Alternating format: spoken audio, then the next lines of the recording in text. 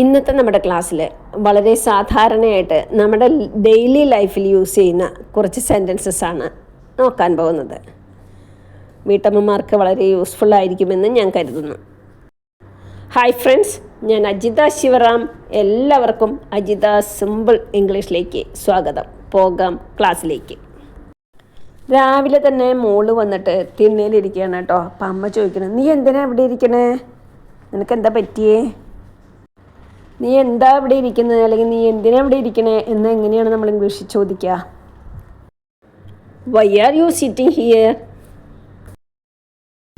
ഇവിടെ എന്ന് പറയാൻ ഹിയർ ആണ് അല്ലേ. Why are you sitting here? നീ എന്താണ് ഇവിടെ ഇരിക്കുന്നത്? ഇനി നടക്കുകയാണെങ്കിലോ അതെങ്ങനെയാണ് ക്വസ്റ്റ്യനായിട്ട് ചോദിക്കാം? Why are you walking here? Yes, why are you walking here? നീ എന്തിനാ ഇവിടെ നടക്കുന്നത്, അതാണ് അതിൻ്റെ അർത്ഥം. ഓടുകയാണെങ്കിൽ നമുക്ക് എന്ത് ചോദിക്കാം? Why are you running here? നീ എന്തിനാ ഇവിടെ ഓടുന്നത്? അപ്പം നമുക്ക് ചോദ്യങ്ങൾ ചോദിക്കാനായിട്ട് എന്തിനാ, എന്തുകൊണ്ടാ എന്നൊക്കെ ചോദിക്കാനായിട്ട് വൈ യൂസ് ചെയ്തുകൊണ്ട് ചോദിക്കാം. വൈ എന്നുള്ളത് എന്താ, എന്തിനാ, അല്ലേ, എന്തുകൊണ്ടാണ്, ഇങ്ങനെയൊക്കെ അർത്ഥമുണ്ട് കേട്ടോ. അതിന് നമ്മൾ മലയാളത്തിൽ പല തരത്തിലും അത് പറയും. മോള് ഇരിക്കുക എന്ന് പറഞ്ഞു അല്ലേ. ആളെങ്ങനെയാണ് ഇരിക്കുന്നത്? ഭയങ്കര മൂടിയായിട്ടാണ് ഇരിക്കുന്നത്. ഇങ്ങനെ ഇരിക്കുമ്പോൾ അമ്മമാർ ചോദിക്കും അല്ലേ, എന്ത് പറ്റി നിനക്ക്? എന്താ കാര്യം? എന്തെങ്ങനെ മൂടിയായിട്ടിരിക്കാനുള്ള കാര്യം? ഇതെങ്ങനെയാണ് നമ്മൾ ഇംഗ്ലീഷിൽ ചോദിക്കുക? ഇത് നമുക്ക് പല വിധത്തിലും ചോദിക്കാം കേട്ടോ. അപ്പം നമ്മൾ സാധാരണ ചോദിക്കുന്നത് എന്താണ്?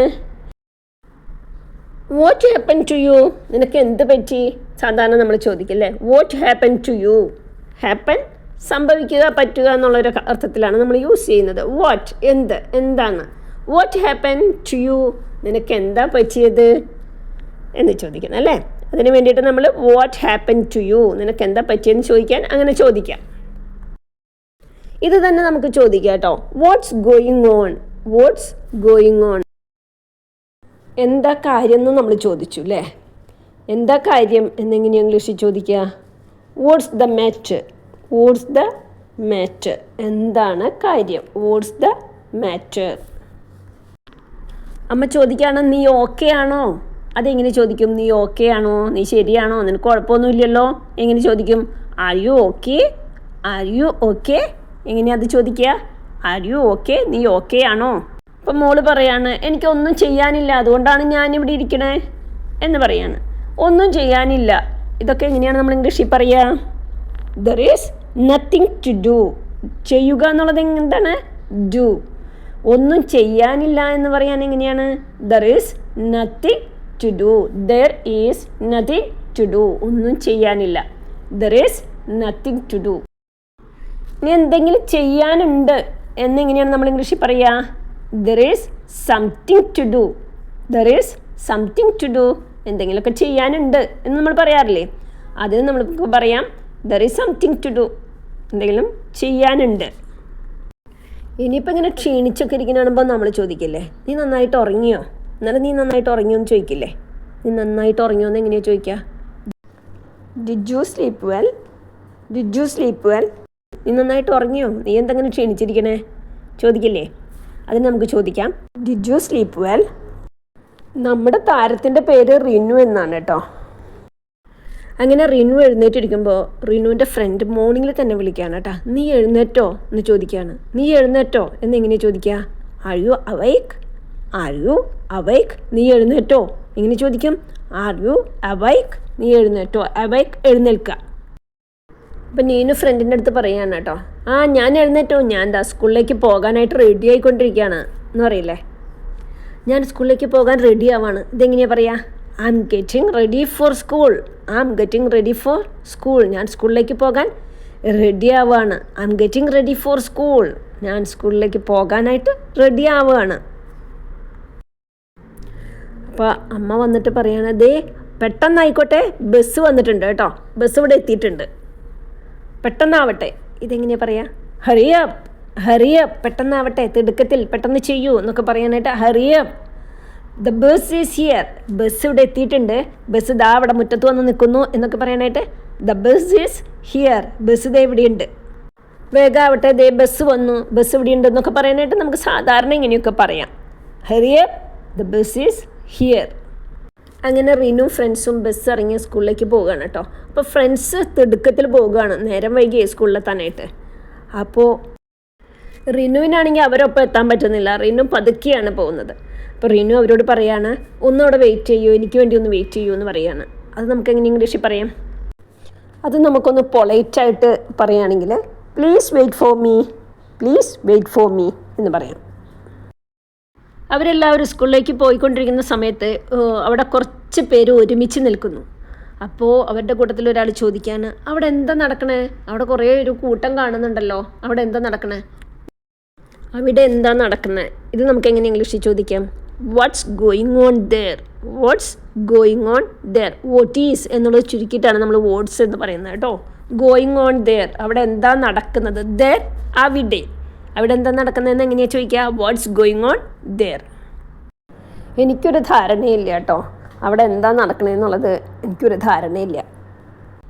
I have no idea, I have no idea. ഒരു ഐഡിയ ഇല്ല, അവിടെ എന്താ നടക്കണമെന്ന് നമുക്കറിയില്ല. റിനു എങ്ങനെ ഫ്രണ്ട്സായി ചിരിച്ചും കളിച്ചൊക്കെ സ്കൂളിൽ എത്തി കേട്ടോ. അവിടെ എത്തിയപ്പോഴേക്കും ബെല്ലടിച്ചു. ബെല്ലടിച്ചു എന്നെങ്ങനെയാണ് നമ്മൾ ഇംഗ്ലീഷിൽ പറയുക? Bell rang, bell rang, rang അടിച്ചു, റിങ് അടിക്കുക. ടീച്ചർ ക്ലാസ് എടുത്ത് തുടങ്ങി കേട്ടോ. ഒരു നല്ല സ്റ്റോറിയാണ് പറയുന്നത്, പക്ഷേ ഇവർക്ക് മനസ്സിലായില്ല, കാരണം ഇവരിപ്പോൾ വന്നല്ലേ ഉള്ളൂ. അപ്പോൾ കൂട്ടത്തിൽ ഒരാൾ പറയാണ്, എനിക്കൊന്നും മനസ്സിലായില്ല ടീച്ചറെ. അപ്പോൾ ടീച്ചറല്ലേ, കുറച്ച് റെസ്പെക്റ്റോടുകൂടി നമുക്കത് ചോദിക്കണം അല്ലേ. അപ്പോൾ അതെങ്ങനെയാണ് ചോദിക്കുക? ഒന്നുകൂടി അതൊന്ന് പറഞ്ഞു തരാമോ എന്ന് ചോദിക്കണം ടീച്ചറടുത്ത്. അതെങ്ങനെ ചോദിക്കും? Could you repeat that, could you repeat that, ഒന്നുകൂടി ഒന്ന് റിപ്പീറ്റ് ചെയ്യാമോ?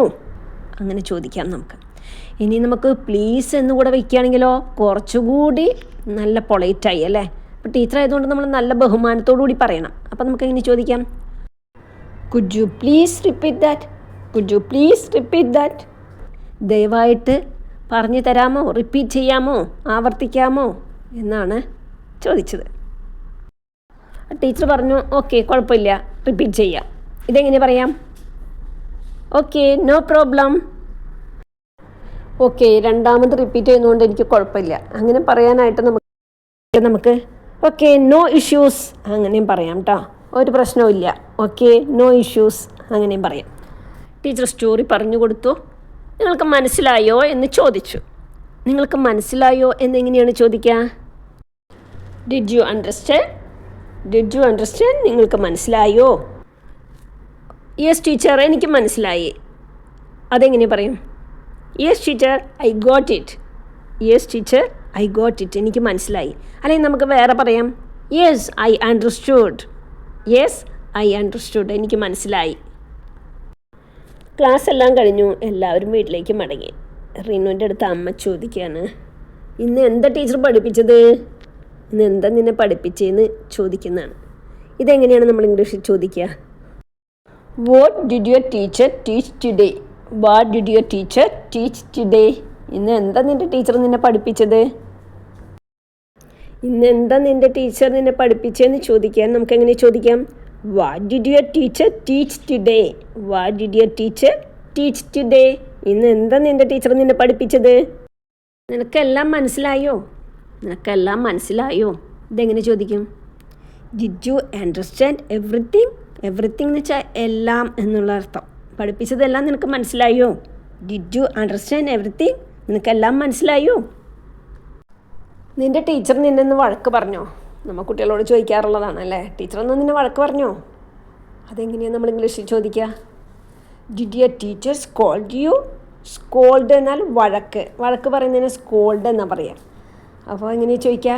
നമ്മൾ ഒരു കാര്യം ചെയ്ത് കഴിഞ്ഞോ എന്ന് ചോദിക്കുന്നതിന് ഡിഡ് വെച്ചാണ് സ്റ്റാർട്ട് ചെയ്യേണ്ടത്. Did your teacher scold you, നിൻ്റെ ടീച്ചർ നിന്നൊന്ന് വഴക്ക് പറഞ്ഞോ, ടീച്ചർ വഴക്ക് പറഞ്ഞോ എന്ന് ചോദിക്കാൻ did your teacher scold U.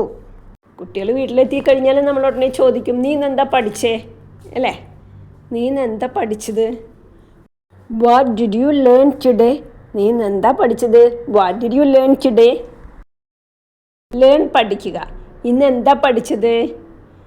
What did you learn today. What എന്ത്. നിനക്ക് വിശക്കുന്നുണ്ടോ? നിനക്ക് എന്താ കഴിക്കാൻ വേണ്ടത്? നിനക്ക് വിശക്കുന്നുണ്ടോ? Are you hungry? എന്താ കഴിക്കാൻ വേണ്ടത്? അതെങ്ങനെയാണ് ചോദിക്കുക? What do you want to eat? What do you want to eat? നിനക്ക് ഏറ്റവും ഇഷ്ടമുള്ള ഭക്ഷണം ഞാൻ ഉണ്ടാക്കിയിട്ടുണ്ട്. നിൻ്റെ ഇഷ്ട ഭക്ഷണം ഞാൻ ഉണ്ടാക്കിയിട്ടുണ്ട്. I have made your favourite food. I have made your favourite food. Favourite ഇഷ്ടപ്പെട്ട, ഫുഡ് ഭക്ഷണം അല്ലേ? മെയ്ഡ് ഉണ്ടാക്കിയ എന്നൊരർത്ഥമാണ്. മേക്ക് ഉണ്ടാക്കുക. ഭക്ഷണമൊക്കെ റെഡി ആയിട്ടുണ്ട്. വേഗം കൈ കഴുകി വാ. കൈ കഴുകി വരുമോ? Wash your hands and come. Wash your hands and come. സ്കൂളിൽ നിന്ന് വന്ന വഴിക്ക് എല്ലാ കുട്ടികളും ബാഗെല്ലാം ഒരു ഭാഗത്ത് എടുത്ത് വെച്ച് എന്തെങ്കിലും കഴിച്ചൊരൊറ്റ ഓട്ടാണല്ലേ? നമ്മുടെ റിനു അതുപോലെ തന്നെയാണ്. അപ്പം നമ്മൾ പറയും, ഒന്ന് പതുക്കെ കഴിക്കടാ, ഒന്ന് പതുക്കെ കഴിക്കൂ. പതുക്കെ കഴിക്കൂ, സാവധാനം കഴിച്ചിട്ട് പോയാൽ മതി, തിരക്കൊന്നും കൂട്ടല്ലേ എന്ന് പറയല്ലേ. പതുക്കെ കഴിക്കൂ എന്നെങ്ങനെയാണ് പറയുക? Eat slowly. Eat slowly. Slowly പതുക്കെ. പതുക്കെ കഴിക്കൂ. Eat slowly. ഒന്ന് പതുക്കെ കഴിക്കേ. ഭക്ഷണമൊക്കെ കൊടുത്ത ശേഷം ബാഗ് തപ്പി നോക്കുകയാണ്. നോട്ട്ബുക്ക് എവിടെ? നോട്ട്ബുക്ക് കാണുന്നില്ല. Where is your notebook? നിൻ്റെ നോട്ട്ബുക്ക് എന്ത് ചെയ്യേ? Where is your notebook? നിൻ്റെ നോട്ട്ബുക്ക് എവിടെ? വെർ എവിടെ? നോട്ട്ബുക്ക് എവിടെയെന്ന് ചോദിക്കാൻ where is your notebook? Where is your notebook? Where എവിടെ? നിനക്കെന്ന് എന്തെങ്കിലും ഹോംവർക്ക് ടീച്ചർ തന്നിട്ടുണ്ടോ? നിനക്ക് ഹോംവർക്ക് ഉണ്ടോ ചെയ്യാനായിട്ട്?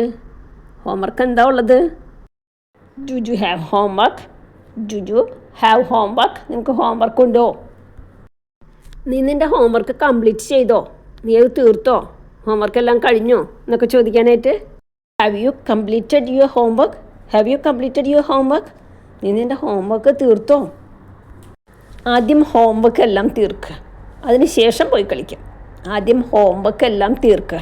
First you finish your homework, അതിന് ശേഷം പോയി കളിക്കാം.